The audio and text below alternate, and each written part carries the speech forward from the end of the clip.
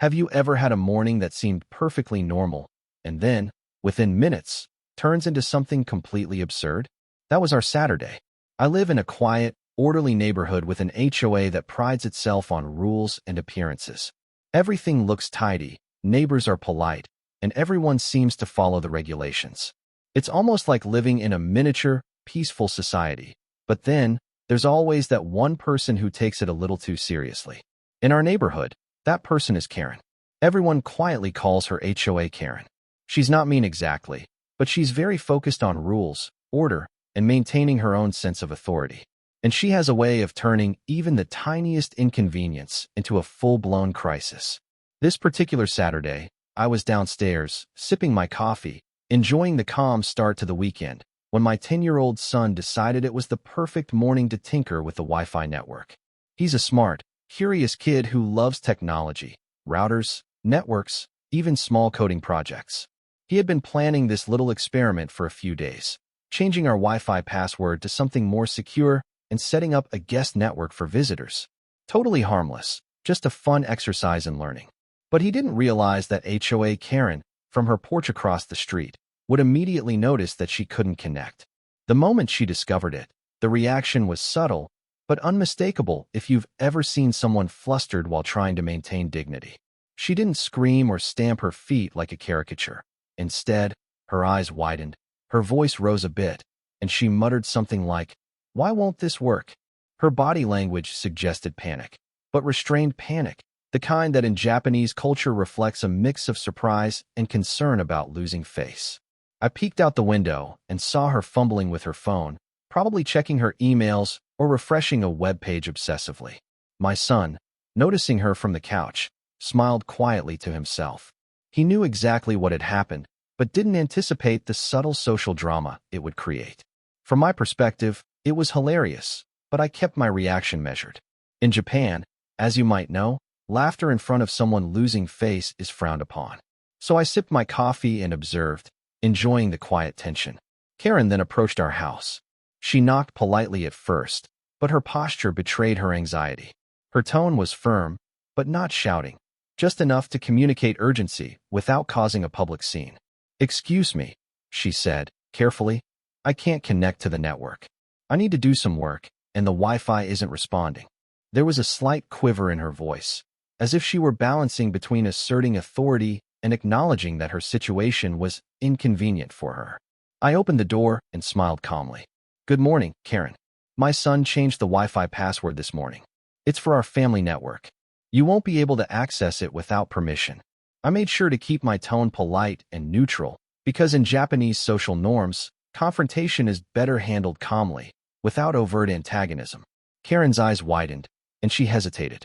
This was the moment where panic met uncertainty. She opened her mouth to respond, paused, and then muttered something about needing access to complete community tasks. It wasn't dramatic, but there was tension, subtle enough to make the moment entertaining yet believable. I noticed the slight twitch in her posture, the subtle gestures that indicate someone is realizing they don't have control.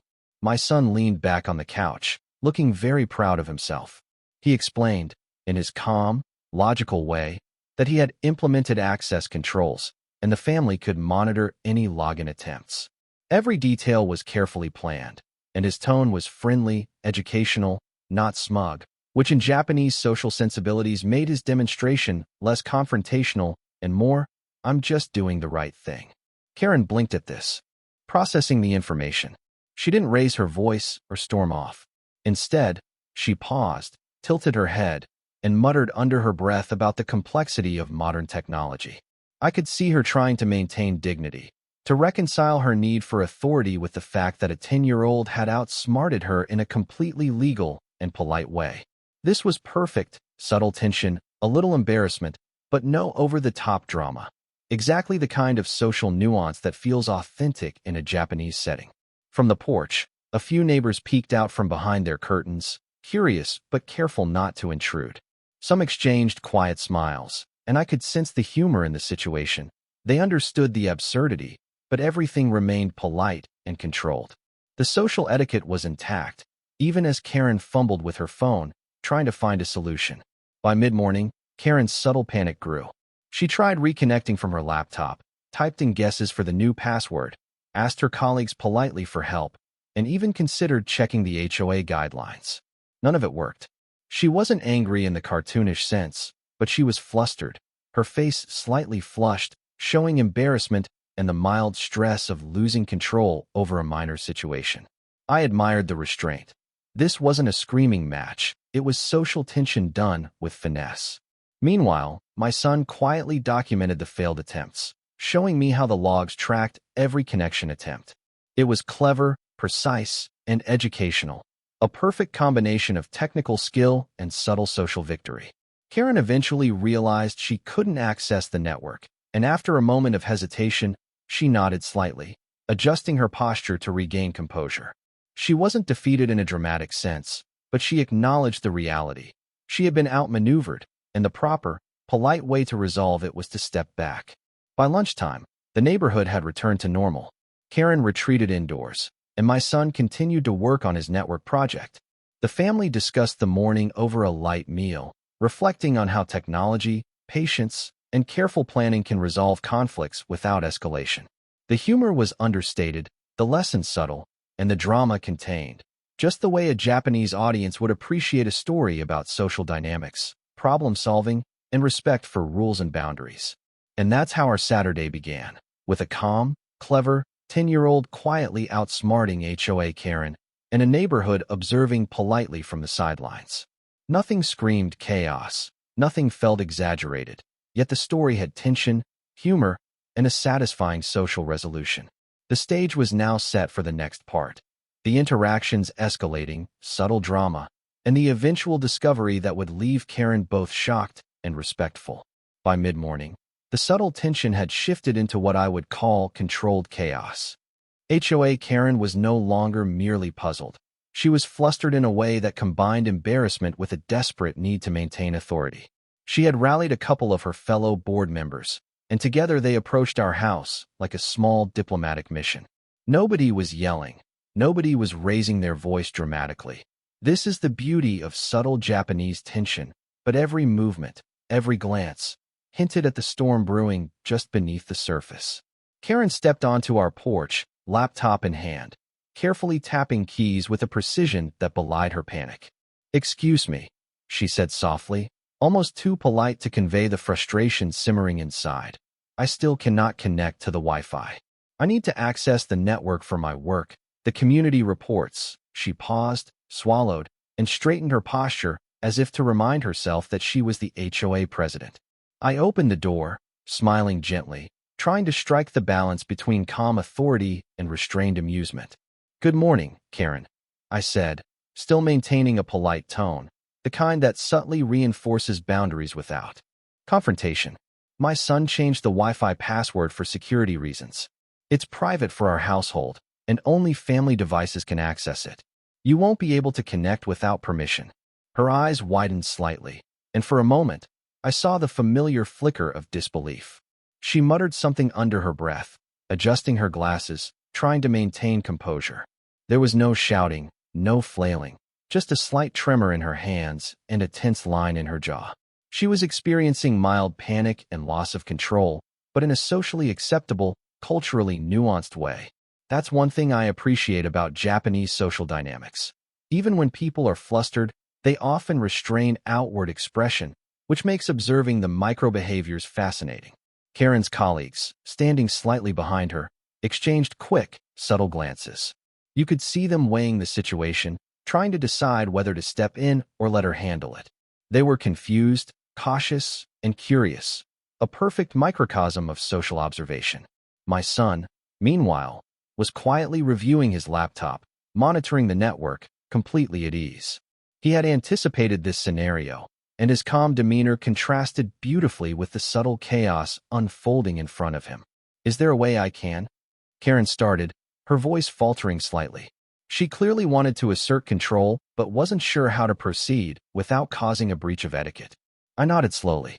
"No, I'm afraid the network is private. Everything is secure. Any attempts to connect without permission are logged automatically."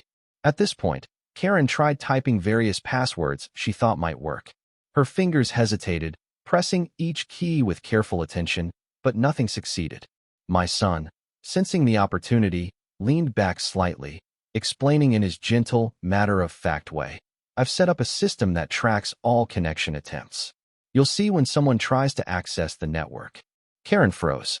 She blinked rapidly, realizing for the first time that her failed attempts weren't just random. They were being observed and logged. Her shoulders slumped slightly, a subtle but unmistakable sign of embarrassment. She had been bested not through confrontation, not through argument, but by a clever, technical solution executed perfectly by a 10-year-old. It was a masterclass in quiet, understated victory. Her colleagues whispered to each other, adjusting their posture and nodding ever so slightly. Nobody said anything, but the social tension was palpable. Karen tried to maintain authority, straightening her back, lifting her chin, but there was a faint flicker of humility in her eyes. She was processing the fact that she had misjudged both the situation and the competence of a child. I watched silently, careful not to laugh too loudly.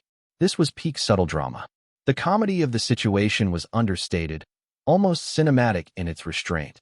The small gestures, the micro-expressions, the polite mutterings. Karen shifted her weight, tapped her fingers against the laptop, and muttered something like, This isn't possible." It was a perfect combination of shock and embarrassment, an excellent example of what I'd call mild loss of face in Japanese social culture. My son, completely unbothered, continued to monitor the network. He even added a tiny, polite message on the splash page for anyone attempting access. Access denied. Please respect family privacy. Karen noticed it immediately. Her eyes widened slightly more, and she muttered, "Oh, I see." She wasn't angry. She was stunned. This was subtle, almost elegant humiliation, but it respected social boundaries and etiquette. She had to acknowledge, internally at least, that she had no recourse. The neighbors who had quietly peeked from behind curtains and fences now smiled, exchanging gentle whispers. Everyone was watching, intrigued but polite. The humor in the situation was evident, but no one laughed overtly. That would have been socially inappropriate. Instead, there was a collective appreciation of the cleverness and timing of my son's actions. Karen tried one last time to salvage the situation. She adjusted her glasses, took a deep breath, and said, "Well, perhaps I can contact IT support or check the guidelines." Her voice had calmed slightly, acknowledging reality without losing dignity entirely. She had accepted that her authority had limits. It was a small concession, but in Japanese terms, it was the first sign of social recalibration, subtle, restrained, and culturally appropriate. By late morning, the tension had dissolved. Karen stepped back from the porch, muttering under her breath, adjusting her clothing, straightening her hair, small gestures that suggested she was regaining composure while processing what had just occurred. The subtle victory was ours. My son had won without confrontation, aggression, or public shaming. The HOA president had been bested with intelligence, patience, and understated humor. Later, as the sun rose higher and cast warm light across the neighborhood, our family gathered on the porch. We discussed the situation quietly, reflecting on the strategic brilliance of what had occurred. My son explained the network logs, the access controls, and how he ensured everything was secure. I nodded, impressed not only with the technical execution but with the social elegance of it all. We had taught a lesson in humility, boundaries, and subtle power dynamics, without drama, shouting, or conflict escalation. The story had also resonated subtly with neighbors. Over the next few hours, we noticed discreet nods and smiles from those walking past. They recognized the cleverness of the situation and appreciated the humor without it becoming public spectacle. The tension that had briefly existed on the street dissipated into quiet admiration. Karen, meanwhile, remained in her house, quietly reflecting, a faint blush on her cheeks, likely replaying the morning's events in her mind. By noon, things had returned to a calm normal. Karen was no longer actively trying to regain access. She had recalibrated her expectations, understood her limitations, and, in a culturally appropriate way, preserved her dignity while quietly acknowledging the lesson learned.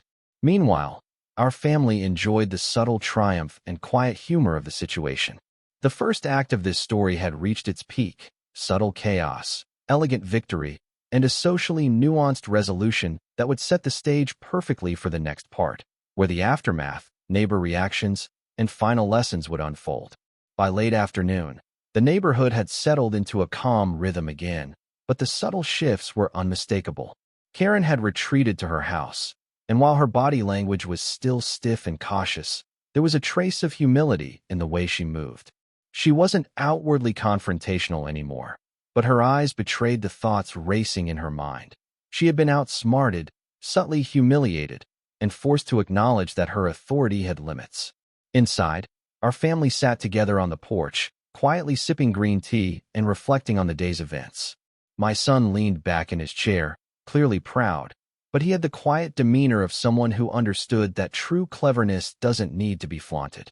He explained the finer details of his Wi-Fi setup, how each device was authenticated, how the logs worked, and the way the system automatically denied unauthorized access. It was precise, technical, and yet he presented it calmly, without gloating. That subtlety made the lesson even more powerful, a quiet triumph, executed perfectly within boundaries and etiquette. Observing Karen from the porch, I realized this situation was more than just a story about Wi-Fi. It was a study in human behavior, social dynamics, and the cultural nuances of conflict resolution. People who feel entitled often panic when control is lost, even over something trivial. Yet, when confronted with patience, preparation, and intelligence, they are forced to recalibrate without anyone needing to raise their voice or escalate tension. Karen's internal reaction, a mixture of embarrassment, frustration, and reluctant admiration, was nuanced and culturally appropriate. She retained dignity while understanding the reality. She had been bested, but in a way that didn't require overt confrontation. Over the next hour, the subtle comedy of the day became apparent. Neighbors walked by, casting discreet glances at the house, smiling faintly, and whispering to one another. They had witnessed a perfectly executed balance of social etiquette, technical skill, and clever problem-solving. None of them laughed out loud or made a spectacle, respecting the social norms, but you could sense the shared amusement. The elegance of the situation lay in its restraint. Humor, tension, and resolution coexisted without violating anyone's sense of propriety. As the sun began to dip, casting a warm golden glow over the street, Karen emerged briefly to check her phone. She didn't approach us or argue. She simply adjusted her posture, straightened her glasses, and walked slowly back indoors. There was a quiet acknowledgement in that small movement. She had absorbed the lesson, and she would not push further. In Japanese social terms, this was significant. She had regained composure while simultaneously recognizing her miscalculation.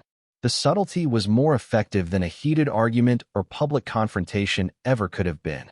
My son, oblivious to the broader social implications, was delighted with the outcome. He had achieved his goal of securing the network, demonstrating the value of foresight, preparation, and logical thinking. The victory was complete, but understated, exactly as it should be in a setting where overt celebration might have embarrassed others. I smiled quietly, reflecting on the lessons learned by both child and adult, as well as the neighborhood observers who had silently noted the events. We spent the next hour reviewing the morning's events as a family. We laughed softly about Karen's subtle panic, about her polite yet flustered attempts to regain access, and about the clever way my son had implemented the system. But there was also a serious undertone: the importance of planning, patience, and executing strategies with precision, especially in social contexts. In Japan, where maintaining harmony and respect is critical, this approach was far more effective than any aggressive confrontation. I realized that there were 3 key lessons embedded in the day's events. First, knowledge is power. My son's technical skill allowed him to establish clear boundaries without violating rules or social norms. Second, patience and observation matter more than impulsive reactions. Karen's panic escalated precisely because she lacked the information and had assumed authority without understanding the situation. Third, subtlety and etiquette can amplify the impact of a solution. By acting calmly, logically, and respectfully, my son and our family were able to resolve the conflict elegantly, while Karen retained dignity despite the embarrassment. The neighborhood slowly returned to its usual rhythm. Children played quietly on the sidewalks. Neighbors exchanged greetings, and HOA Karen remained inside, undoubtedly reflecting on what had happened. From a social psychological perspective, the incident had a ripple effect. Authority figures were reminded that power is contextual, intelligence is valuable, and humility is essential when facing unexpected challenges. As evening fell, our family sat together, watching the soft orange light illuminate the street. My son smiled contentedly, clearly proud but measured.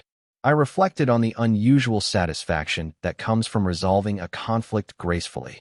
The Wi-Fi password, a trivial technical matter on the surface, had become a lesson in strategy, patience, subtlety, and social awareness. It had also been a reminder that small actions can produce disproportionately meaningful outcomes when executed thoughtfully.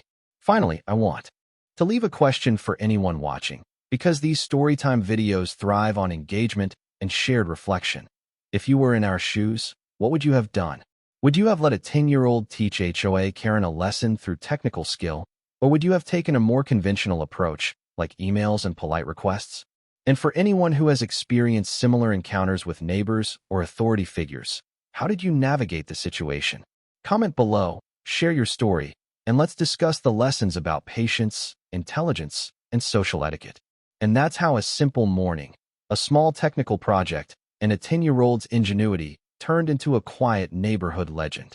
The Wi-Fi was secure, the family had achieved a subtle but complete victory, and HOA Karen, while slightly embarrassed, had learned her own lesson in limits, respect, and humility. Life often teaches the most unexpected lessons in the smallest ways, and sometimes the quietest triumphs leave the most lasting impressions.